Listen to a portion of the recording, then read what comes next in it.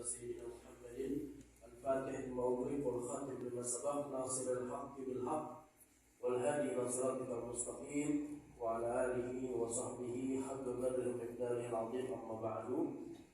Hadirin yang saya muliakan rahimani wa rahimakumullah. Alhamdulillah, malam hari ini kita akan melaksanakan tarawih yang ke-12. Yang ke-12 dari kesempatan yang lalu kita sudah sampaikan tentang kemuliaan daripada bulan Ramadan ini.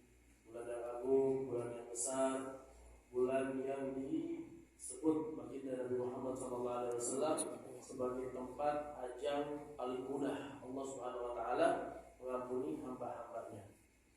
Menarik, tidak pernah ada riwayat Rasulullah itu minta umur panjang. Tidak ada satupun riwayat Rasul berdoa, ya Allah panjangkan umur saya. Tidak ada. Sehingga Rasulullah SAW wafat memang dalam usia yang tidak terlalu panjang. Rasulullah wafat dalam usia 63 tahun. Sebagian ulama bilang itu 63 kalau dihitung dengan penanggalan Qamariyah, penanggalan dengan peredaran bulan Hijriyah. Tapi kalau dihitung dengan penanggalan Syamsiyahnya, dengan penanggalan Masehiynya, maka umur Rasul itu 61 tahun. Rasulullah umurnya tidak panjang karena memang beliau tidak pernah meminta, ya Allah panjangkan umur saya. Tapi ada satu riwayat di mana Rasul satu kali saja meminta umurnya dipanjangkan. Dalam sebuah doa yang beliau panjatkan, doa yang sering kita baca, Allahumma barik lana fi Rajab wa Sya'ban wa balighna Ramadan. Sampaikan aku pada bulan Ramadan. Cuma ini Rasulullah SAW meminta agar umurnya dipanjangkan oleh Allah. Kalau sudah masuk panjang, masuk Sya'ban, baru Rasulullah minta umur panjang. Itu pun bukan 10 tahun ke depan, bukan 100 tahun ke depan. Rasul cuma minta disampaikan kepada bulan Ramadan, ya. Ketika sampai di bulan Ramadan, Rasulullah SAW memaksimalkan ibadahnya. Di luar Ramadan aja Rasul sudah maksimal.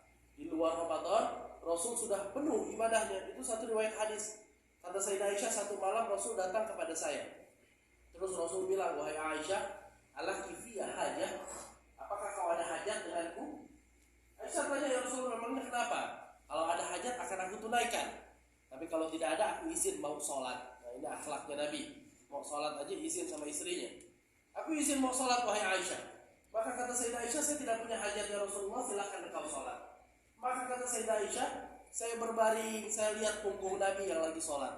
Beliau ruku, beliau sujud, kemudian beliau bangun lagi, sampai saya tertidur. Ketika tertidur, di tengah malam saya terbangun, mendusin kalau kata orang Betawi.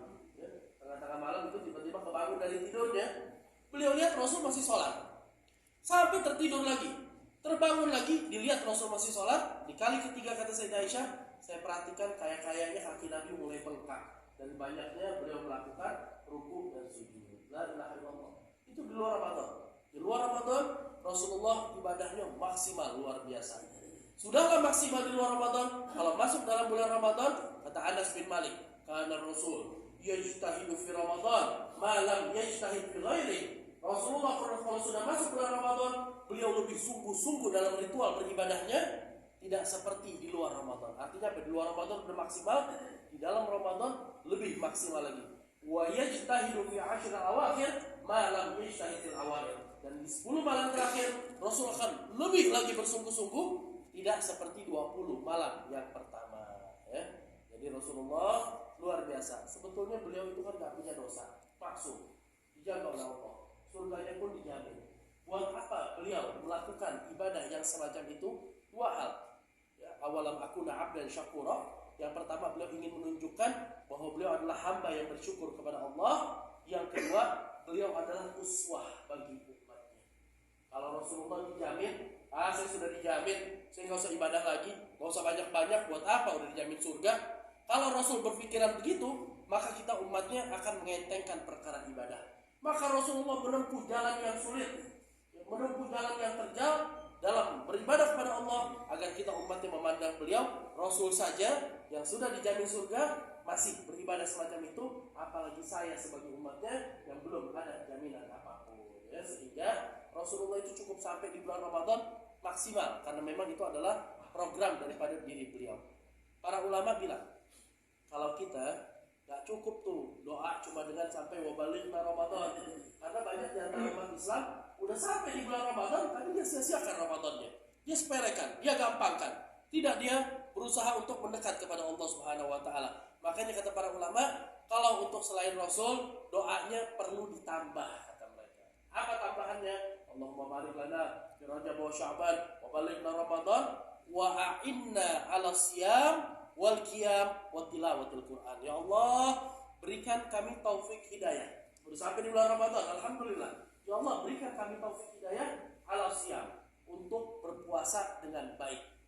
Karena puasa ada yang baik, ada yang enggak baik. Kata Rasul, kam min sha'imin laisa lahu min siyamihi illa ju' wal atas.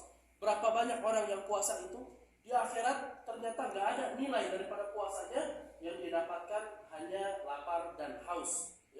Man lam yada saumuhu an qauli zur falaysa lillahi hajatun fi an yada ta'amahu wa syarabah. Orang yang puasa tapi lisannya kasar, lisannya kotor, memaki orang, mencaci orang, puasa yang model begini, Allah enggak ada perlu-perlunya orang itu mau makan mau enggak makan, Allah tidak tengok puasa yang semacam itu. Ada puasa yang rusak, ada puasa yang buruk. Makanya kita minta kepada Allah setelah sampai di bulan Ramadan, wa a'inna 'ala siyam. Ya Allah, jadikan puasa kami ini adalah puasa yang berkualitas, yang ada nilainya, yang ada pahalanya di sisi Allah Subhanahu wa taala. A'inna 'ala siyam. Wal qiyam. Tambahan doa yang kedua apa? Ya Allah, berikan kami taufik hidayah untuk beristiqamah dalam al-qiyam. Yang dimaksud dengan al-qiyam adalah melaksanakan sholat tarawih. Ya, kita punya satu fenomena di Jakarta sih. Kayaknya di sini juga nggak jauh-jauh beda. Ya, kalau di malam pertama tarawih itu masjidnya ramai. Ya, saya nggak tahu kalau di sini karena pekerja ada pergi ada pulang. Tapi kalau di Jakarta di malam pertama tarawih, subhanallah, itu orang sampai luar-luar, mereka bela-belain bawa kardus, bawa koran, bawa sejadah, mereka sholat di luar masjid. Nanti mulai maju hari Ramadannya, maju juga softnya. Ya, 10 hari pertama masjid ramai, tapi 10 hari kedua masjidnya udah nggak ramai, pasarnya yang ramai. Di 10 hari ketiga pasarnya nggak ramai, terminalnya yang ramai, sama stasiunnya, sama bandaranya. Nanti di 10 hari keempat habis lebaran biasanya pegadaian yang ramai. Wa inna 'alal qiyam. Ya Allah, berikan kami taufik hidayah untuk istiqomah dalam melaksanakan sholat tarawih. Ya, kalau kata anak sekarang, jangan dikasih kendor, digas sampai akhir bulan. Karena sholat tarawih ini gak ada kecuali di dalam bulan Ramadan. Saya menyaksikan sebagian guru-guru saya, ada Habib Salim Asyadin, Habib Umar bin Hafid. Mereka itu sholat tarawih bahkan sampai 80 rakaat. Itu Habib Salim. Waktu zaman komunis tahun 91, beliau itu pernah ditabrak sama komunis, ditabrak pakai mobil, ya, sampai ada jahitan dari mulai pinggang sampai lutut beliau. Habib Salim itu semenjak kejadian itu gak pernah bisa tasyahud akhir dengan menekuk kaki sempurna, ya, karena ada sakit. Nah, beliau dalam keadaan semacam itu didorong-dorong, sholat tarawihnya 80 rakaat. La ilaha illallah. Kita lihat di Rubat Tarim, Habib Salim sholat 20 rakaat. Nanti kita pindah di Masjid Muqam, ada lagi Habib Salim 20 rakaat lagi. Pindah lagi Masjid Surur, ada lagi Habib Salim. Pindah lagi menjelang sahur di Masjid Jami, ada lagi Habib Salim. Dalam keadaan semacam itu, di sholat tarawihnya 80 rakaat. La ilaha illallah. Begitu pun para ulama. Orang-orang di Mekah sholat tarawihnya 20. Di Madinah gak mau 20. Mereka tambah jadi 36. Kenapa? Karena di Mekah setelah 4 rakaat, 8 rakaat, mereka tawaf. Di Madinah bilang, oh kami gak mau kalah. Cuman kan kalau mau tawaf gak ada Ka'bahnya di Madinah. Maka mereka mengambil jalan lain, ditambah tarawihnya menjadi 36. La ilaha illallah. Mereka itu orang-orang yang berusaha berlomba-lomba. Terus tarawih kita tinggalkan. Kita tarawih bermalas-malasan. Mau ditaruh di mana kita di akhirat? Kalau rombongan itu udah jalan dengan ibadahnya masing-masing. Ya, sehingga jaga salat tarawih sampai akhir bulan Ramadan. Yang ketiga doanya para ulama adalah wa tilawatil Quran. Jaga baca Quran di dalam bulan Ramadan. Syahrul Ramadan alladzi unzila fihil Quran. Bulan Ramadan itu bulannya Al-Quran. Di antara ibadah paling afdal di dalam bulan Ramadan adalah membaca ayat-ayat suci Al-Quran. Penutup hitung-hitungan.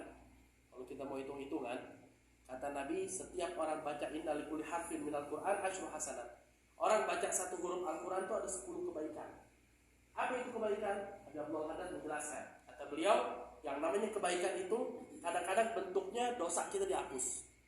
Atau kadang-kadang bentuknya pahala kita ditambah.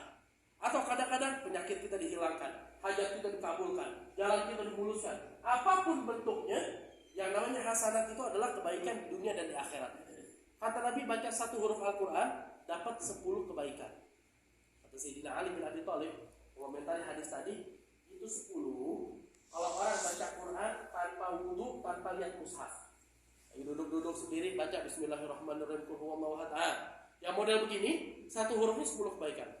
Terus kalau punya wudu gimana? Kalau punya wudu satu huruf 25 kebaikan. Kalau lihat mushaf satu huruf 50 kebaikan. Makanya jangan sembunyian. Kadang-kadang kita lihat ada ustaz-ustaz baca Yasin lihat mushaf, baca Yasin lihat buku. Ya ustaz udah jadi ustaz masa nggak hafal Yasinnya? Oh, dia hafal.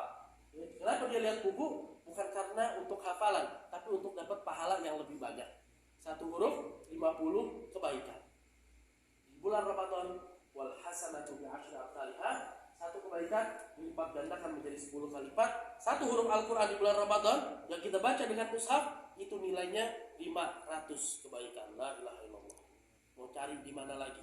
Ya, baca ayat suci Al-Qur'an. Makanya Imam Malik itu satu hari hatamnya sampai 4 kali. Imam Syafi'i satu hari hatamnya sampai 2 kali.